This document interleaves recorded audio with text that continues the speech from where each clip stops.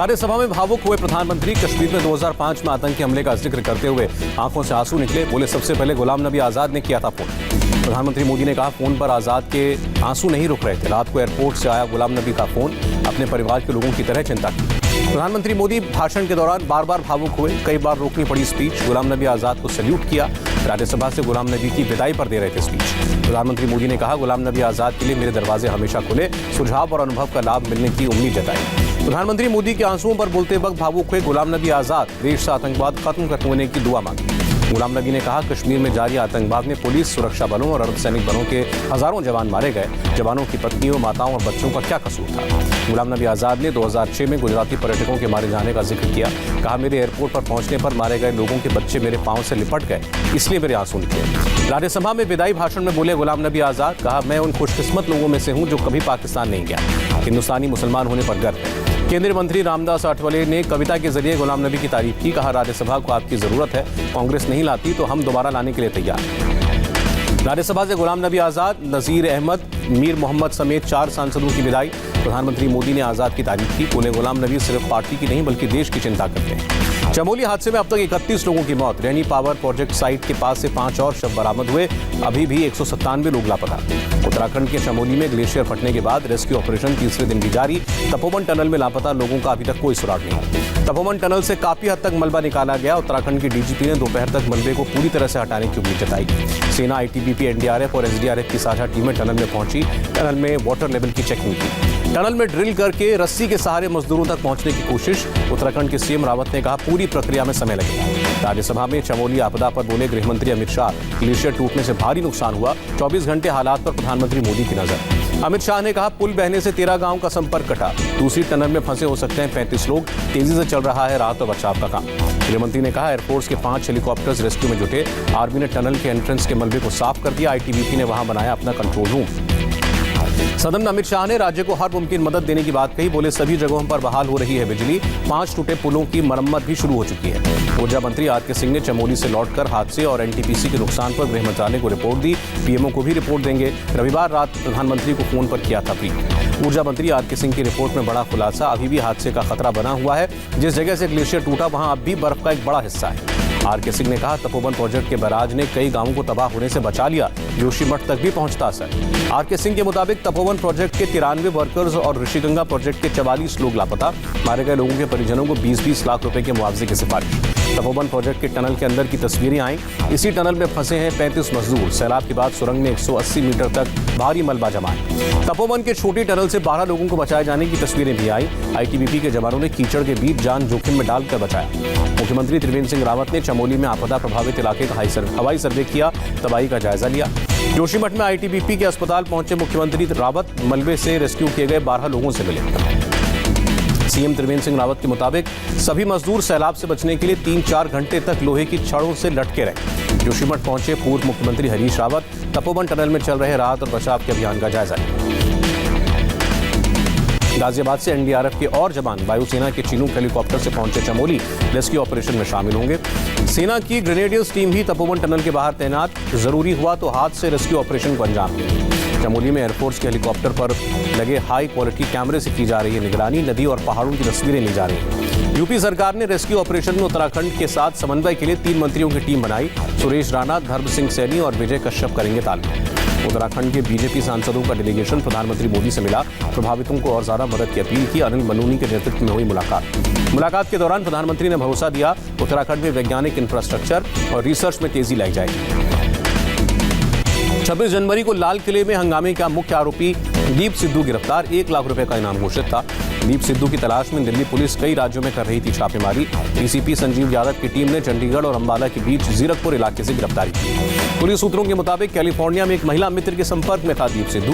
Video shoot करके उसे भेजता था। महिला फेसबुक पर अपलोड करती थी। महाराष्ट्र पुलिस ने नांदेड़ से खालिस्तानी समर्थक को गिरफ्तार किया। नांदेड़ पुलिस के साथ मिलकर पंजाब सीआईडी ने दबोचा। दिल्ली पुलिस ने सिंघू, टिकरी और गाजीपुर बॉर्डर पर तैनात अतिरिक्त बलों को हटाया। 26 जनवरी की हिंसा के बाद की गई थी तैनाती। सरकार की नोटिस के बाद हरकत में ट्विटर, सूचना और प्रौद्योगिकी मंत्री से किया संपर्क। सरकार ने किसान आंदोलन में दुष्प्रचार फैलाने के आरोप में 1178 अकाउंट्स को बंद करने का निर्देश दिया। गाजीपुर बॉर्डर पर 11 किसान भूख हड़ताल पर बैठे। रोजाना किसान करेंगे अनशन। 10 फरवरी को लोकसभा में राष्ट्रपति के अभिभाषण के धन्यवाद प्रस्ताव पर बोलेंगे प्रधानमंत्री मोदी।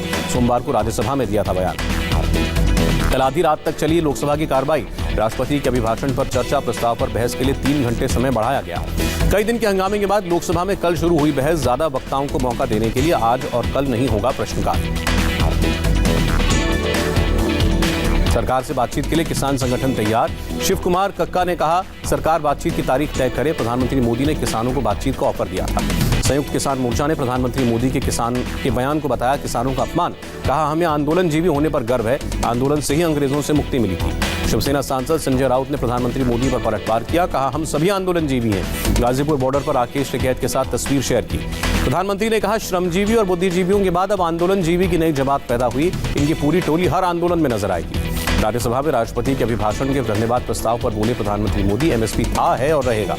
मोदी ने किसानों से बातचीत कर आंदोलन खत्म करने की अपील की। कहा, आंदोलन में शामिल बुजुर्ग अपने घर लौटे। बिहार में नीतीश कैबिनेट का विस्तार। 17 नए मंत्रियों ने शपथ ली। बीजेपी कोटे से 9 और जेडीयू से 8 मंत्री बने। बिहार सरकार में मंत्री बने शाहनवाज हुसैन। नीतीश कैबिनेट में मंत्री पद की शपथ ली। उद्योग मंत्री बनाए गए। नालंदा से जेडीयू विधायक श्रवण कुमार फिर बने मंत्री। पिछली सरकार में भी ग्रामीण विकास मंत्री थे। प्रधानमंत्री मोदी और अफगानिस्तान के राष्ट्रपति गनी के बीच वर्चुअल बैठक। प्रधानमंत्री ने कहा, अफगानिस्तान की विकास यात्रा में भारत असल साझेदार। प्रधानमंत्री ने कहा, भारत और अफगानिस्तान इतिहास और संस्कृति के जरिए आपस में जुड़े। विभिन्न प्रोजेक्ट्स के जरिए और मजबूत हुई दोस्ती। प्रधानमंत्री मोदी ने अमेरिका के नए राष्ट्रपति जो बाइडेन से फोन पर बात करके शुभकामनाएं दी। जलवायु परिवर्तन के मुद्दे पर आगे भी सहयोग करने पर सहमति बनी। अमेरिका में भारत के राजदूत ने कहा, प्रधानमंत्री मोदी और बाइडेन के बीच कई मुद्दों पर चर्चा हुई। भारत स्ट्रेटेजिक पार्टनरशिप को और मजबूत करने पर प्रतिबद्ध। आप सांसद संजय सिंह को सुप्रीम कोर्ट से राहत। हेट स्पीच मामले में दर्ज एफआईआर पर किसी भी कार्रवाई से रोक। यूपी सरकार से मांगा जवाब। सुप्रीम कोर्ट ने कांग्रेस सांसद शशि थरूर और पत्रकारों को भी राहत दी। देशद्रोह केस मामले में गिरफ्तारी पर रोक लगाई। 10 फरवरी को प्रधानमंत्री वर्ल्ड सस्टेनेबल डेवलपमेंट समिट 2021 का उद्घाटन करेंगे। परिवर्तन यात्रा शुरू करने बंगाल पहुंचे बीजेपी अध्यक्ष जेपी नड्डा। वीरभूम में तारापीठ मंदिर में की पूजा अर्चना।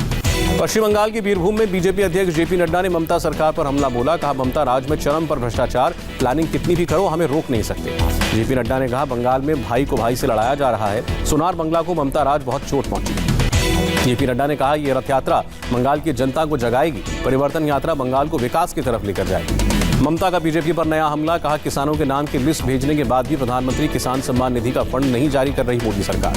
पश्चिम बंगाल के कलना में ममता की रैली। कहा, बीजेपी ने पूरे देश को शमशान बनाया। बंगाल में ऐसा नहीं होने देंगे। महाराष्ट्र में उद्धव सरकार का फैसला। लता मंगेशकर, सचिन तेंदुलकर और अक्षय कुमार समेत दूसरे सेलिब्रिटीज के ट्वीट्स की जांच होगी। सभी ने पॉप स्टार रिहाना के ट्वीट के जवाब में किया था ट्वीट। विदेशी हस्तियों की टिप्पणी पर लता मंगेशकर और सचिन तेंदुलकर के ट्वीट पर बोले अधीर रंजन चौधरी, दोनों को गुमराह किया गया। अधीर रंजन चौधरी ने पूछा, क्या हमारा देश इतना कमजोर हो गया कि एक 18 साल की लड़की ग्रेटा थनबर्ग को दुश्मन बताया जा रहा है। बीजेपी ने भारत रत्न की जांच के फैसले पर जताया ऐतराज। आशीष शेलार ने शिवसेना को सत्ता के लिए बताया मजबूर। बीजेपी विधायक राम कदम ने गृह मंत्री अनिल देशमुख को चिट्ठी लिखी। पूछा, सोनम, अनुराग, स्वरा समेत कई सितारों के ट्वीट में भी कई शब्द कॉमन है, क्या इनके ट्वीट की जांच करेंगे? शिवसेना का गृह मंत्री अमित शाह पर प्रहार। सामना में लिखा, आपसे कोंकण के भूत भी नहीं डरते। गृह मंत्री ने कोंकण की धूल में हवाई बात की। शिवसेना ने सामना में अमित शाह को धमकी दी। कहा, शिवसेना के अस्तित्व को मिटाने की बात जिन्होंने की, महाराष्ट्र में शमशान में पहुंचाकर उनका जीते जी श्राद्ध कर दिया। हरियाणा पुलिस के डीआईजी अशोक कुमार के खिलाफ केस दर्ज। राज्य के गृह मंत्री अनिल विज के भाई कपिल विज के साथ मारपीट का आरोप। आय से अधिक संपत्ति के मामले में 4 साल की सजा काटकर तमिलनाडु लौटी शशिकला। चेन्नई में समर्थकों ने फूलों की बारिश करके स्वागत किया। शशिकला ने एमजी रामचंद्रन को नमन किया। नागपुर में बीजेपी और एनसीपी के कार्यकर्ता आमने सामने आए। डिप्टी सीएम अजीत पवार के पहुंचने पर बीजेपी कार्यकर्ताओं ने प्रदर्शन किया। देश में कोरोना केसेस में भारी कमी। एक दिन में सिर्फ 9,110 नए मामले। 24 घंटे में 78 लोगों की मौत। देश में 24 घंटे में 14,016 लोग ठीक हुए। एक्टिव केसेस का आंकड़ा 1,41,000। यूपी के जौनपुर में ट्रक से टकराई पिकअप वैन। हादसे में 6 की मौत, 11 लोग घायल। दिल्ली के कुरैशी नगर में अचानक इमारत गिरी। मलबे से 5 लोगों को बचाया गया, 3 की हालत गंभीर। नवी मुंबई के तलोजा की केमिकल कंपनी में आग। धमाके के साथ आग भड़की। आग लगने की वजह साफ नहीं। हिमाचल प्रदेश के कुल्लू से बाइक हादसे की लाइव तस्वीर सामने आई। 30 फीट गहरी खाई में गिरी बाइक। हादसे के शिकार बाप बेटे को हल्की चोटें आई। मुंबई की लोकल ट्रेन में एक युवक ने खतरनाक स्टंट का वीडियो बनाया। रेलवे ने दिए जांच के आदेश।